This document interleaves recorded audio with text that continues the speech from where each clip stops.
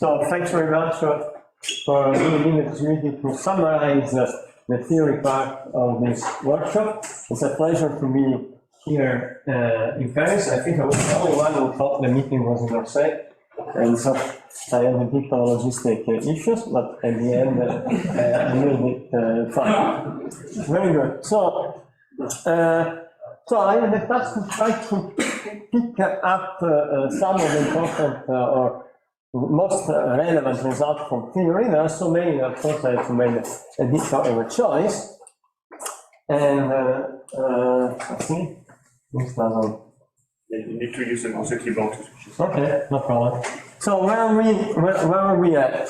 So we start with our beloved standard model. So the standard model has this famous Lagrangian that fits in a t-shirt, and has the property that thanks to the very simple symmetries that we impose from the beginning, like not V2 in this case, but gauge symmetries, and we establish the matter content, the only terms that we can write in this Lagrangian that are less or equal to dimension 4 are written in this line. Okay, so it's a super constrained system. So some theorists like to think about the standard model as a spherical curve, right? As a model which is super simple, is the simplest possible implementation of a given set of symmetries.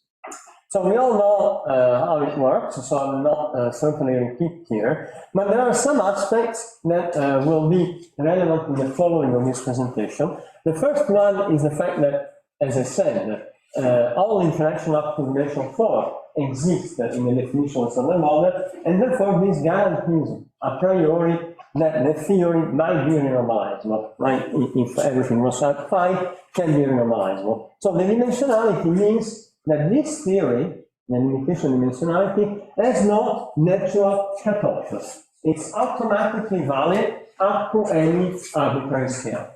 So this is a blessing, but it's also a curse, because that means that we don't know where, if we need to explain physics which is not in the standard model, we don't know from the standard model itself where this will occur.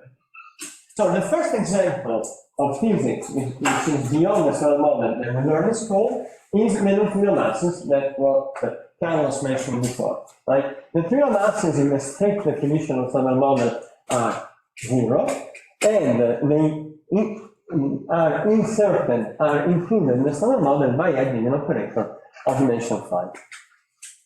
Okay, very good. So what do we know about the standard model? Well, we know even that from loop structure, in fact, even from loops, we don't see, and this is a different accident of the values that take the parameter of standard model, we don't see in the standard model any critical situation, so we know it's metastable, which means that means its vacuum, let's say, is stable enough, right? It's metastable on the time age of the universe. So even by computing loops, somewhat we don't know, right? We don't see any problem from the theory point of view from inside itself. So the Higgs is the new, not new anymore, but is the element that has been added 10 years ago, as we all know.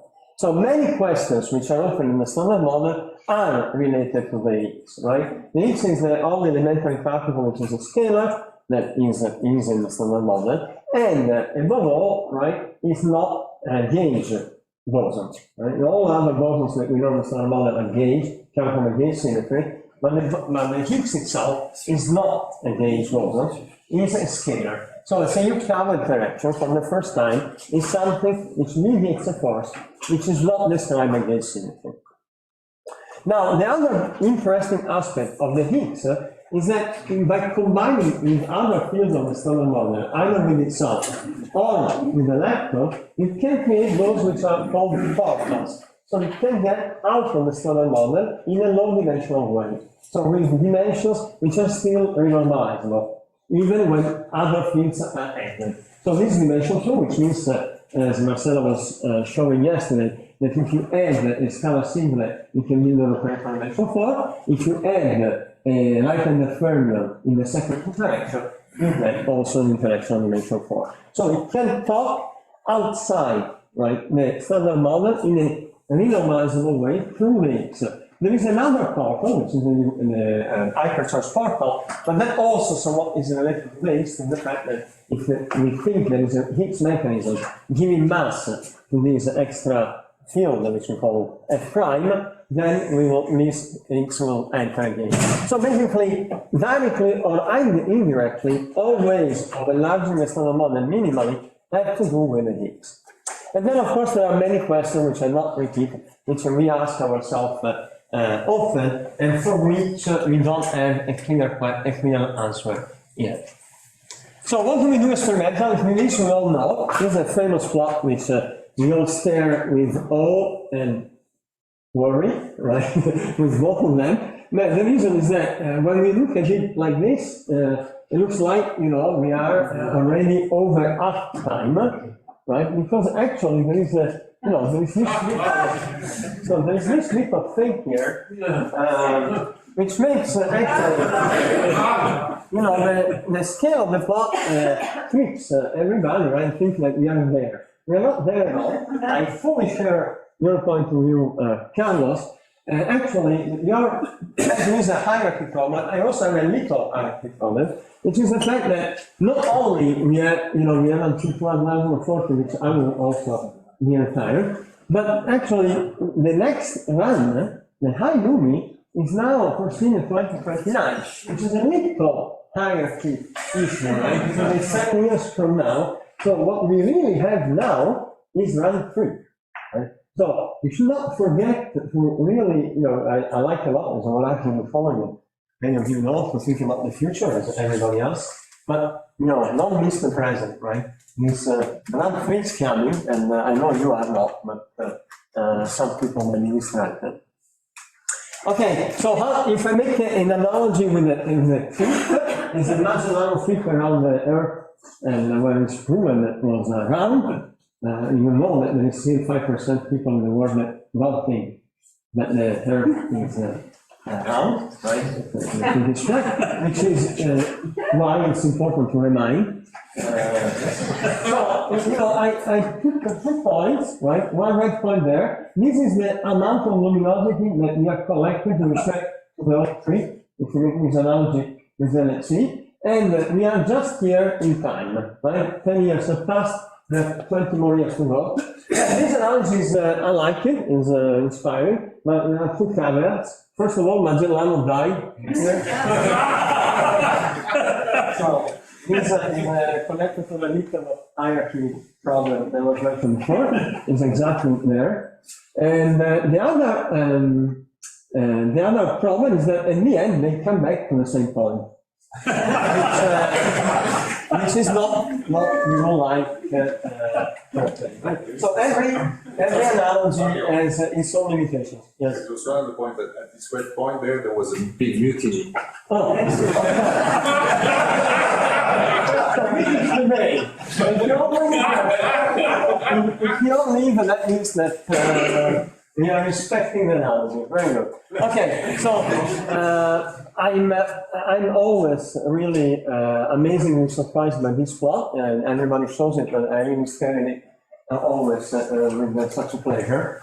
Now, the way I see it is just, to me, is the fact, roughly, we are in Paris, so this is allowed, we are here, right? This plot, for me, means that we are laying the basis to get now to the point where we are really being serious, right? And trying to go to the top. So we know that we understand what we are doing, and we understand what we're doing really well, right? To the point that we can describe a cross-section, which in this plot is reversed, they are there, which are very small, and we can access them for the first time. So we are just here, a long way to go, and we are all energized, not as much as Carlos, because I cannot keep up, but yes, I am also. So this plot also is shown everywhere. So I'm showing it because I want to say one thing only, so we all know what it is, right? But there is one point which I will make as a live motif during this talk, also to connect the last talk of this conference, and it's the fact that there's something absolutely non-trivial hidden here, And the first thing, and which was under the principle, which I can phrase it in the way that all couplings of the standard model are determined by 2-point factors. Right, in the standard model. Masses, once you know the mass, you know everything in the standard model. And that's the first half of the story.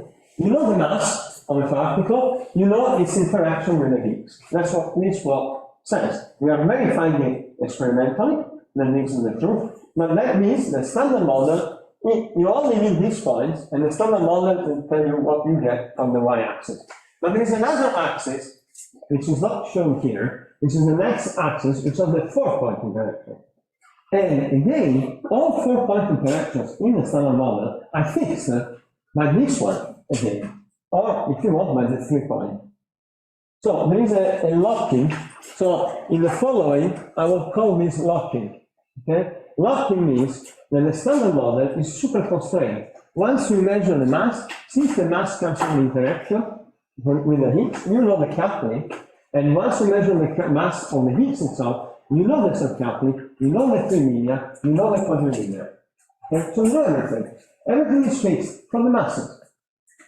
So if you want to deform the standard model, you have to somewhat unlock this, right? You have to break it in some way. If you can break it kamikaze way, then you will get all kinds of things which are coming around. But if you break it in a clever way, then you can still see what can lie beyond the standard model. Okay, so for each potential, this is embedded in this idea, right? You know the vacuum from the view decay, and you know the mass of the X, lambda 3, lambda 4 are fixed. So I will keep this example in the following, but this is true also for gauging factor, because there the gauge structure fixes the 3 and the 4 coupling, as you know. So, but this factor of 3 and 4 is what makes the standard model predictable in practice, or in roughly. Okay, so what is our procedure?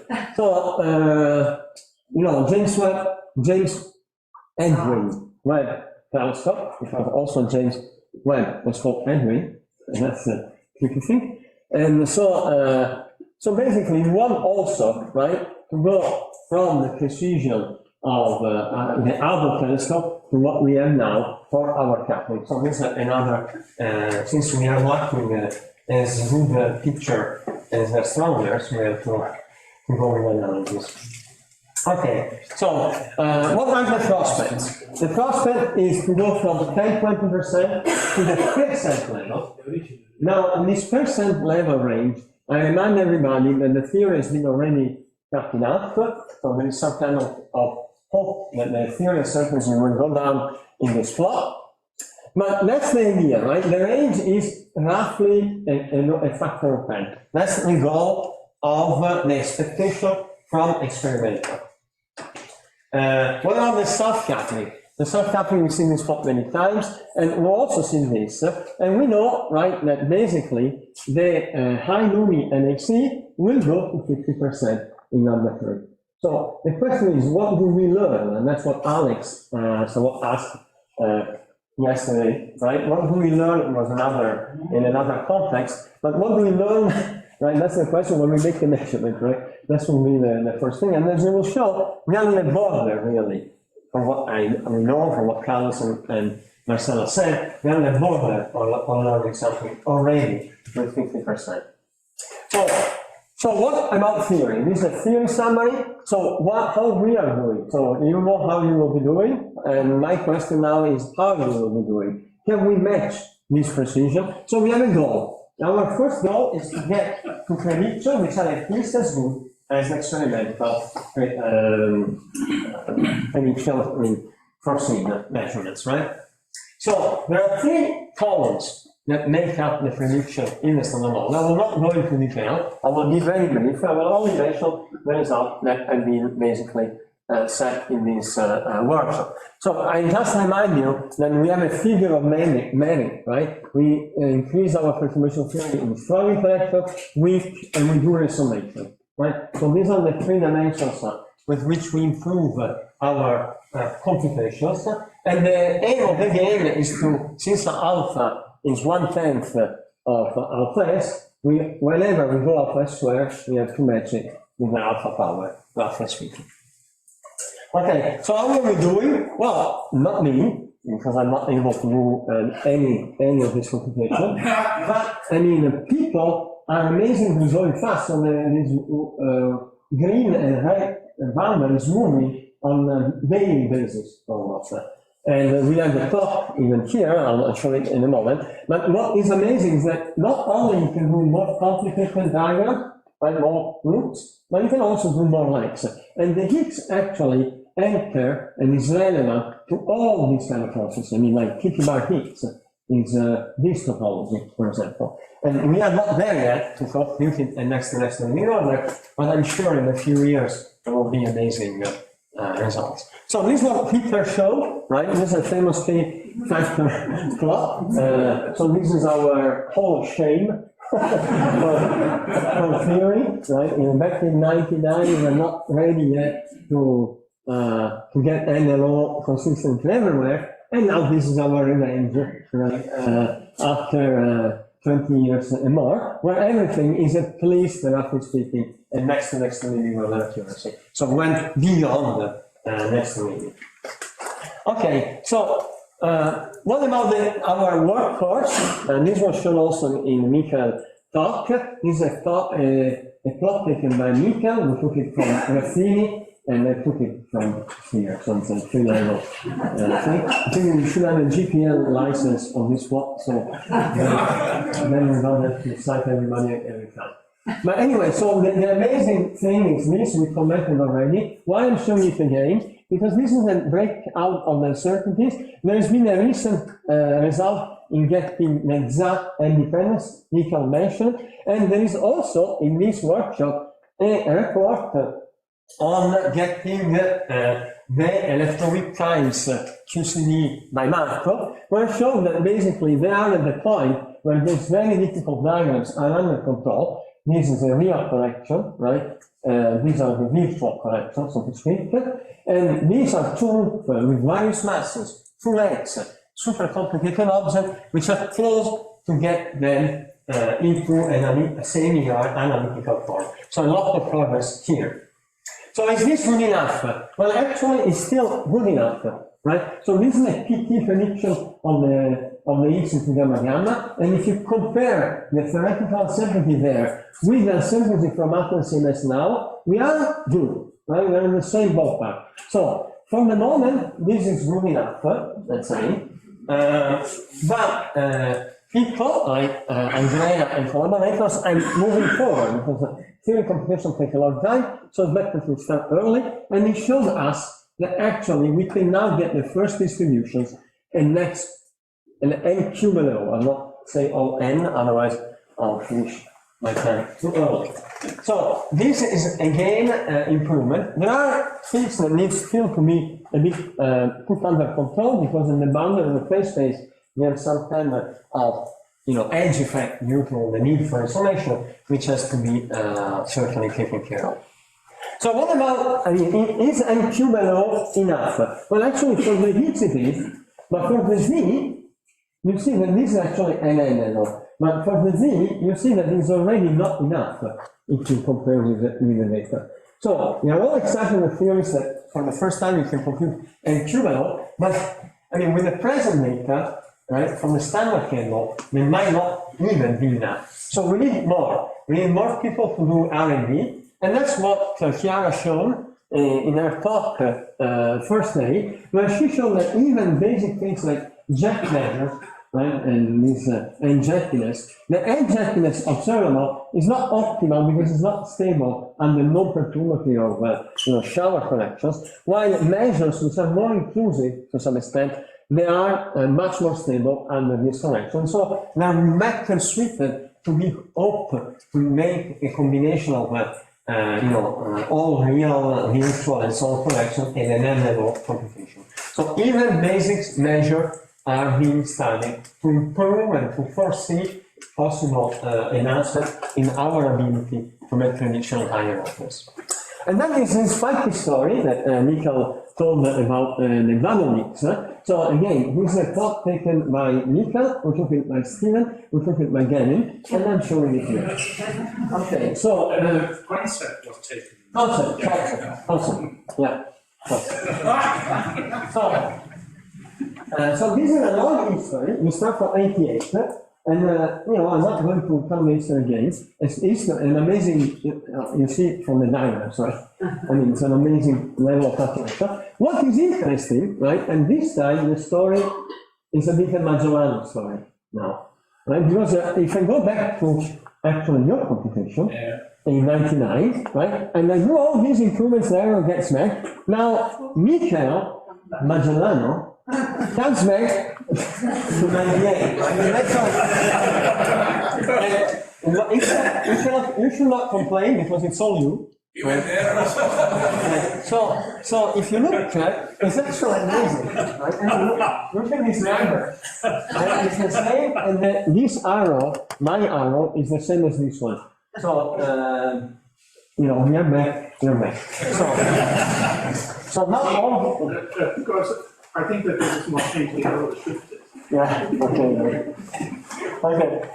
Of course, it's a bit of a joke, but the serious message instead is that these effects may be actually very important for high-PT Higgs, which we want to use for, again, constraining anomalous interaction in the production. So this is something that is being studied in the Higgs conceptual working group. As far as I understand, this is a very important observation that might lead to new understanding.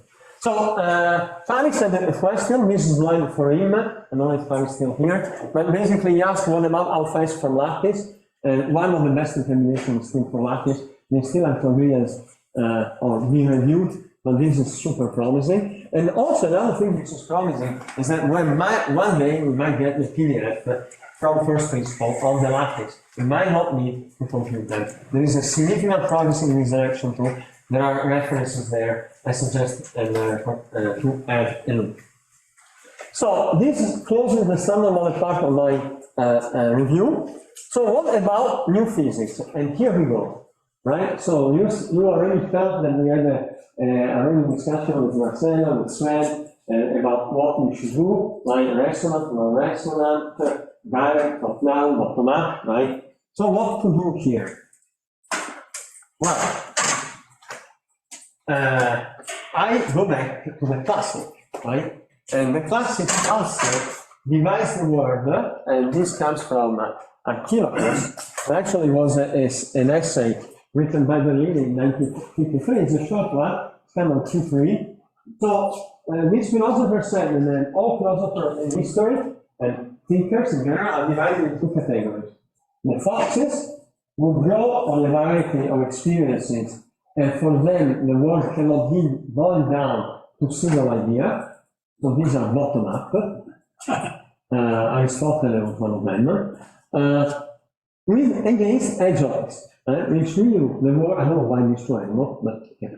The hedgehog view the world through the lens of a single defining idea. Okay, model builders. It's not one, but if you have all builders, that's a truth. But it's a top-down concept. So after, I think 2,000 years more or less, we are roughly still, even us, we're not, we are also by profession, but let's say physics, we are still in this dichotomy, right? We can probably divide ourselves, heuristically, in these two wide classes. So which one we should take? Well, each one has its own pros and cons. I'm not going to list them here, because you can read them, you can think about yourself. But I'm going to run a poll, right, among you. So first of all, you will see what language I'm used to from this syntax. And so the question is for you, should we say R, XR, or AND, right? I leave you for the choice, but for me, right, the answer at least is clear. So we should all go with AND. So this is the official statement that we were discussing about last time, this weekend. And now that I said, since I'm not myself expert in the direct searches now, I'm going to talk a bit about why also the EFT, with all the limitation there, is an interesting topic. And I'll do this very quickly, right? I'll not go into the details, but I'm only saying, again, right? So there is a term there is only one term, dimension 2 de Lagrange, which is the mass of the Higgs, which is strange, right? Which gives this dependence on the Catopne theory, which is quadratic. And then in the this magic of lambda to the 4, which makes a lot of predictions, right? We have flavor violation, CP violation in a very specific way and so on. And where from the 2 point, the 3 and 4 point are lost. And then when we add a higher order dimension, right? So if I was a believer, I would say, from an effective field theory point of view, the first thing I will find in experiment is the mass of the neutrino. Well, actually we did, right? So this is done. And now we have only to do this one next. And when we do that, we go to an opening of possibilities, which is very wide. I mean, all of a sudden, all the magic symmetries which are here are broken. And the way they're broken is non-trivial because you can also associate some scale due to the constraints from experiment that you have. So this way of reasoning assumes everything, but I mean, gives you an idea, right, of where things can be accessible and where things might be trapped. Of course, I can always build a model that doesn't respect this, as we read, but that's not the point, right? We want, among the enormous number of possibilities that open up, we want some guidance.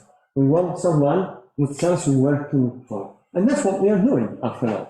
We're looking at neutrino, flavor violation, CP and the ends, night post, G-2, and all that stuff. Okay. So, why this game is difficult? The game is difficult because the way that the EFT works is in a global way. And we discussed this with Peter at lunch. But so, there are two elements. There are the experimental measurement, U, and the standard model prediction, S, and then there is also the EFT predictions, which are there. So this is a couple of numbers. And then we have 3 numbers. But what does this set of equations do? I have more equations than unknown. I'm linearly, in this case, over closing the system, and I'm constraining the CI. This number I compute. So the power of an EFT is the fact that if I deform the standard model, right? So let me make this example. So the red points are the theory prediction, the blue points are the experiments. And as what Pierre was saying today, if you have a deviation of one measurement of 2 sigma, might not mean much, but if you put them all together, you might actually see the structure there that all of a sudden appears and you increase the sensitivity. So you might see the imprint of something which is more structured in the UV, but then you need to find, there are various options here, it's not unique, that's the complexity or the richness of the FT, but then you go and look for what can be a UV completion. The beauty of this is that it drives some precision. So the more precise you have your prediction, the higher is the scale that you can access. It's a bit of a seesaw from the point of view of precision scale. So how are our fellow experimentalists doing? You, again. Very well, amazingly well, actually. I was surprised yesterday in the talk by Alex and also the other one, my Ram, the fact that there is such a fast a fast progress in this field. And I repeated these plots here, not just to look at details, which we have no time, but to show the fact that this actually is a game that until 2 or 3 months ago, only theorists were playing, right? And there was no collaboration, experimental collaboration, which is combining Atlas measurement directly with electrometers of observable and electrometer. Okay, so this is exactly what we are aiming for, and we are just starting now, and that's the reason why we might look feel that we don't exactly know all details, which is true, but only now we're getting this spot for the first time, after so many years that we are thinking about this.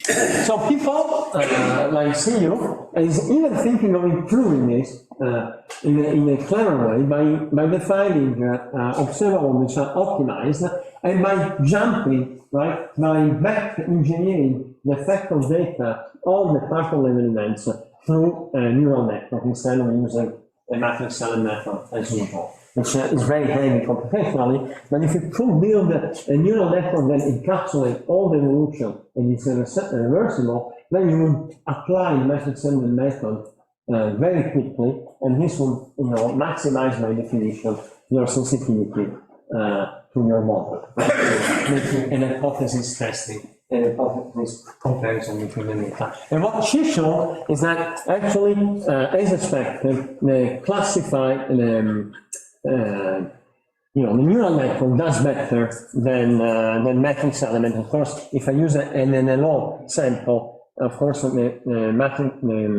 neural network will do better than the matrix element. So that's also something very important because in practice, we have not been able to promote the matrix element method to next to the order in a complete way yet. So what about, this is Carlos' talk. I'm not going to hear it again. He just heard it, but I wanted to have a slide.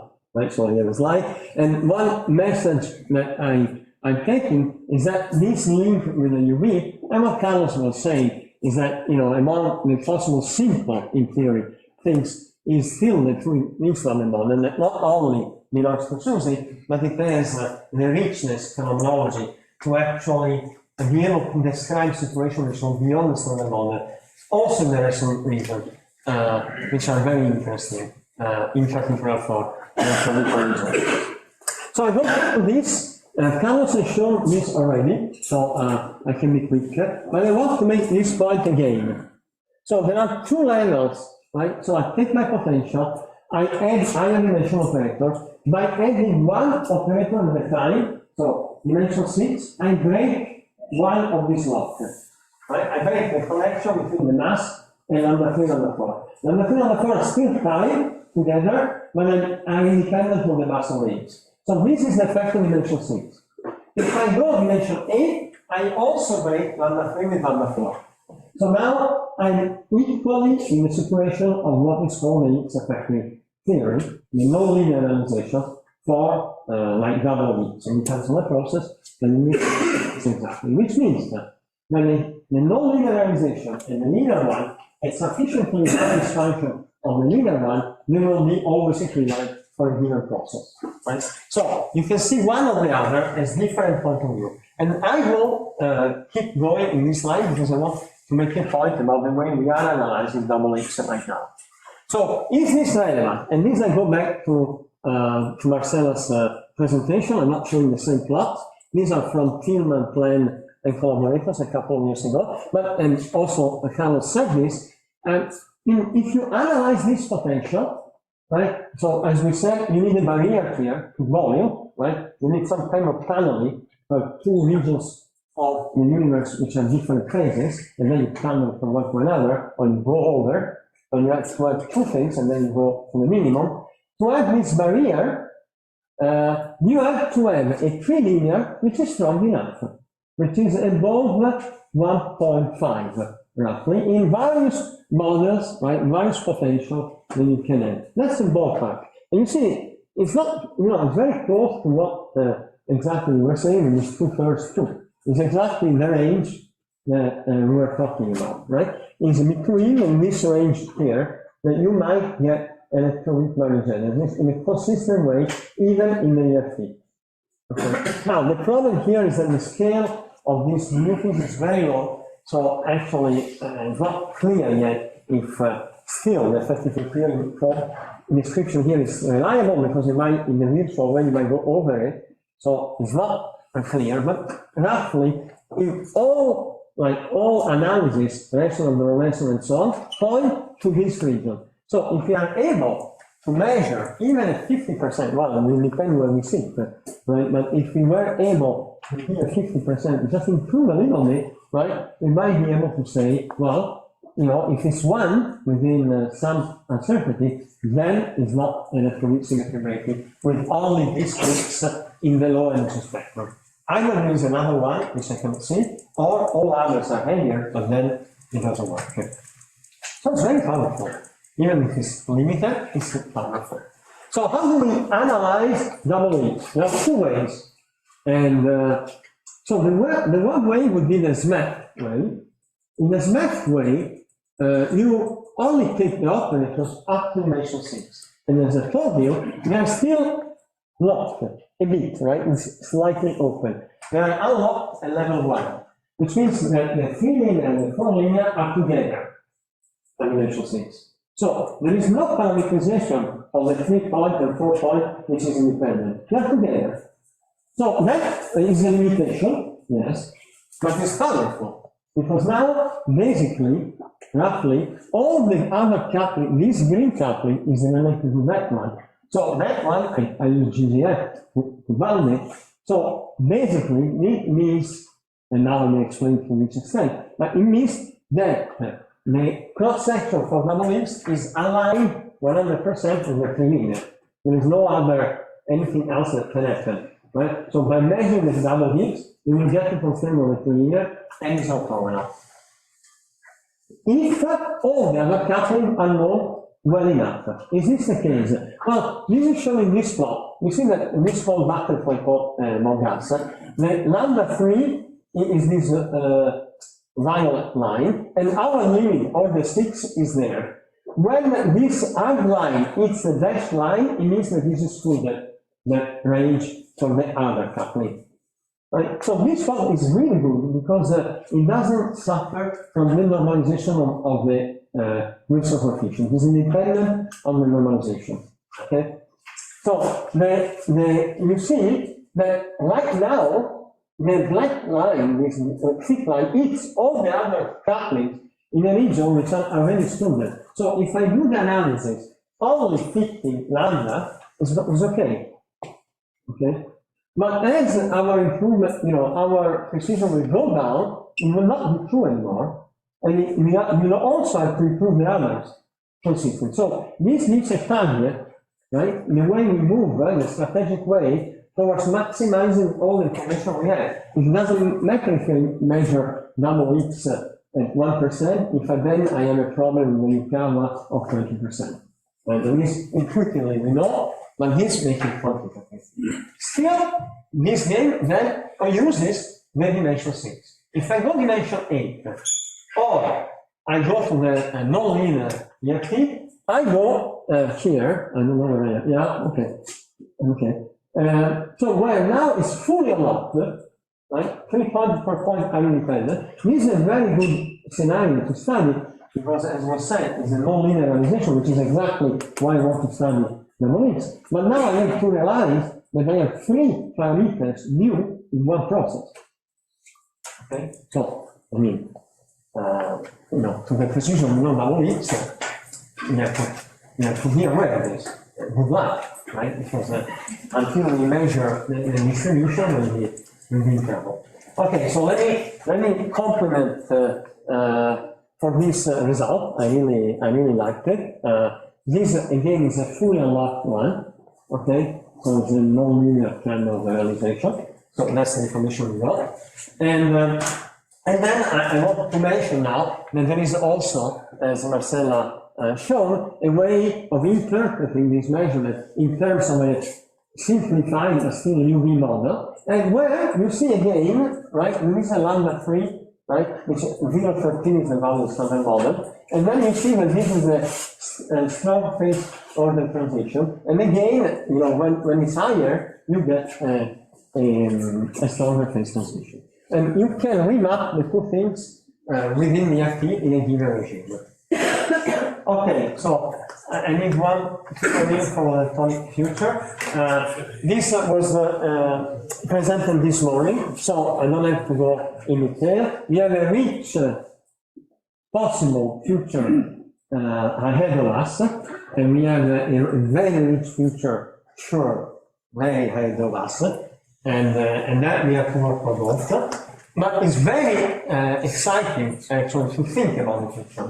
And why? Because the way we do the analysis, as Carla was saying today, the way we do the analysis today in LHC might actually be impacted by what we are going to measure in 20, 30 years from now. And the way we should think about the measurement we do should be impacted, actually.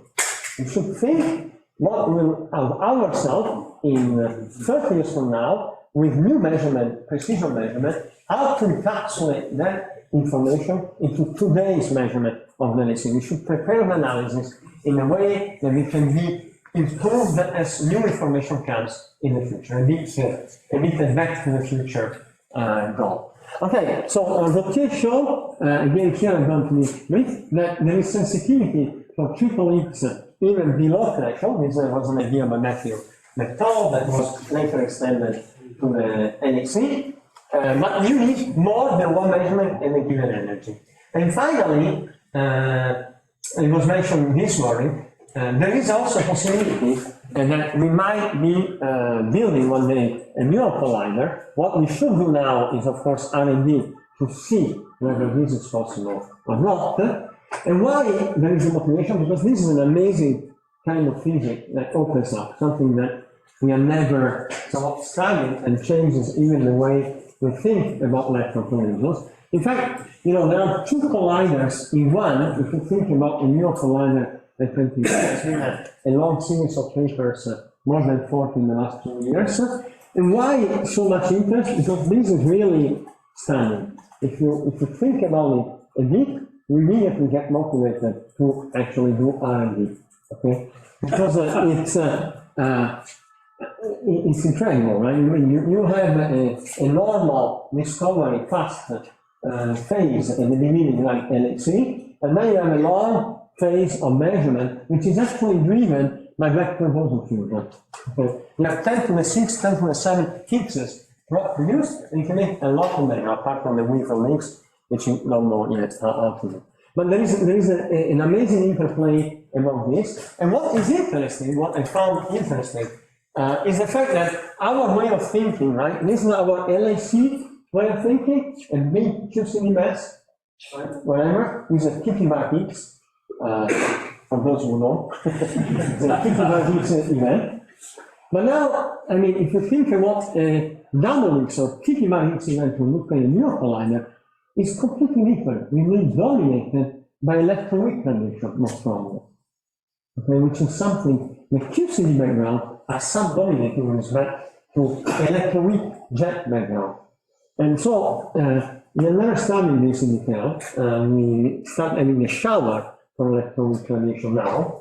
And even things like double Higgs, you have just two super thin jets of these, with nothing, basically, if not these or photons, as radiated emission. So it's an electroweak LHC kind of thing. So it's really interesting to use for theories and phenomenology. And what I found interesting is that Colomba gave a presentation anticipating all of this, because she has been studying the radiation waves from a top, which is an electroweak radiation. So this would be part of a shower, an electroweak shower, and future multi-TV neural electron collider, whatever that means, or whatever we will be able to build. But these effects, like this restoration of collinear logs, will be necessary if we want to have a description of our final state, which is accurate to the level that we need in this future collider. So my final comments are here. There's nothing particularly original to say. I think everybody's really deeply down to this, that we have to pursue both strategies, no doubt about that. Its physics is shaping our future and is determining the future, in fact, as it stands now. So better that we think all about possible future and be involved as much as we can in all levels. I understand the comments that were made today. It will make our scientific life richer, and so really, in a way that you will look at what we are doing with different eyes. So I really invite everybody to think about this. So keep your mind open. Thanks for all this talk today. This picture is hypnotizing. I cannot stop looking at it.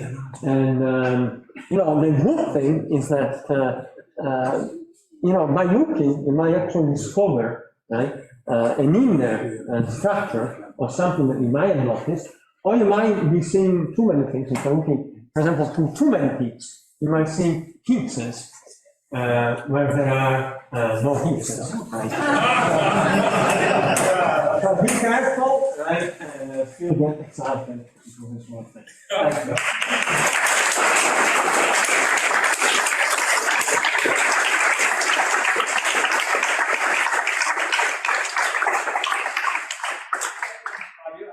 Quick questions. Go back to the visionary picture.